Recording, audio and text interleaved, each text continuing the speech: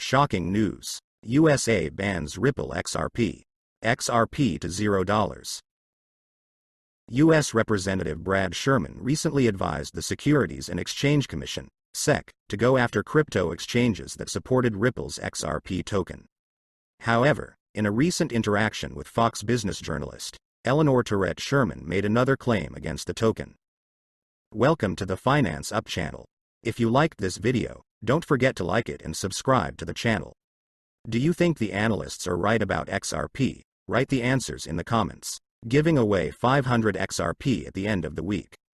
One random subscriber will receive XRP coins. Take a look at the instructions in the comments section. All you need to do is write the word XRP, watch the video to the end, to like and subscribe. Ripple's general counsel reacted to the SEC chairman's recent comments on regulation. In a recent interview on CNBC's Squawk Box channel, the chairman of the U.S. Securities and Exchange Commission, Gary Gensler, said that cryptocurrency investors need better protection in a space that significantly does not meet the requirements despite clear rules. The SEC chairman said this in light of the collapse of FTX, which occurred last week when his competitor Binance refused a deal to save the struggling cryptocurrency exchange. Gensler has often suggested that the Wild West of cryptocurrencies needs more regulation. In September, he proposed that cryptocurrency trading platforms register with the SEC, as well as divide their operations into different legal entities in order to mitigate conflicts of interest. Although the space does not meet the requirements, according to the SEC chairman, the agency chooses another path, enforcement, as a result of which 100 class actions have been filed so far. He refers to what he calls the agency's big win, the LBRY case. LBRY lost the case against the SEC at the summary trial stage. Stuart Alderoty, Ripple's general counsel, is concerned about the latest remarks by SEC chairman Gary Gensler.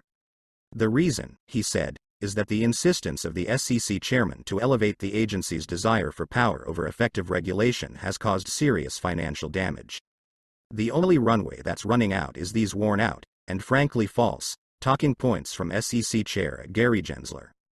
His insistence on elevating the SEC's quest for power over effective regulation in this country is creating deep financial damage. The SEC chairman, calling on cryptocurrency companies to cooperate, said, "The runway is ending. Investors around the world are suffering." Alderoty reacted by saying, "Chairman Gensler has failed time and time again to actually protect anyone, but he continues to shout about Kim Kardashian while the queues at bankruptcy courts are getting longer for consumers. This madness must stop." The cryptocurrency community is discussing the SEC's victory over the LBRY crypto company. In May 2021, the SEC sued LBRY for offering unregistered securities to American investors. The Securities and Exchange Commission filed a lawsuit against LBRY, a digital content distribution company and a trading platform for it, just a few months after it filed a similar lawsuit against Ripple. Many crypto and legal analysts predict that the outcome of the LBRY case will play a key role in the Ripple lawsuit. Attorney John Deaton, founder of Crypto Law, was among the legal analysts reacting to the SEC's victory over LBRY. In a tweet today, Deaton noted that the Securities and Exchange Commission will refer to the LBRY verdict in its upcoming brief responses to Ripple's motion for a summary judgment. He said Ripple would also likely mention the case in the company's own response to the Securities and Exchange Commission's motion for a simplified procedure. He also expects the SEC to take advantage of its victory over LBRY in the Ripple lawsuit. Deaton also pointed out the difference between these cases. This decision is in the First District. The Ripple XRP case is in the Second Circuit and has a different precedent, as does the Upton case, he added. "I didn't have time to read it, but I'm sure at SecGov will quote it in a short answer in a couple of weeks, and at Ripple will distinguish it by the facts. This decision is in the First District. The Ripple XRP case is in the Second Circuit and has a different precedent, as does the Upton case." In a separate tweet, Deaton also said that the SEC won an impeccable victory over LBRY, since the court did not distinguish between the sale of the token. He added that the SEC and its chairman Gary Gensler will use this case as an example against crypto projects in the future. Unfortunately, this is a complete victory for the SEC, as the judge does not distinguish between secondary market sales independent of LBRY.com or future sales compared to past sales. Get ready with it, Gary Gensler? ? And the SEC will use this case as an example to move forward against crypto. Lawyer Jeremy Hogan, a partner at Hogan, also comments on the development. Lawyer Hogan also expects the SEC to take advantage of its victory over Library in the Ripple lawsuit. Library fought a good fight, but lost in summary proceedings. The judge pretty much hung his hat on the fact that the tokens were practically not used during the sale. I expect this case to get into the final report of the Securities and Exchange Commission on the Ripple case.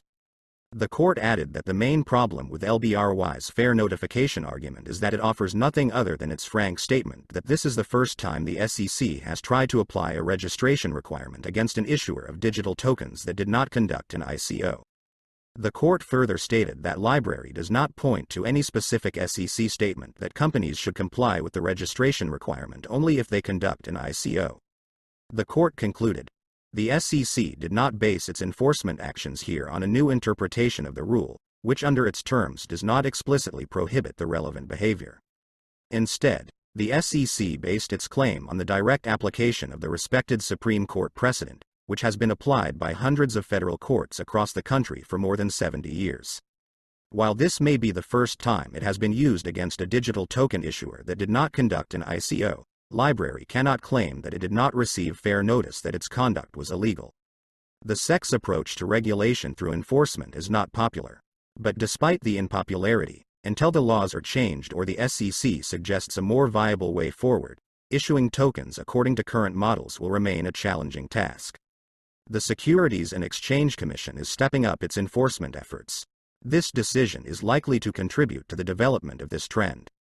If you are issuing or have issued tokens, you need to make sure that you have protected your legal grounds.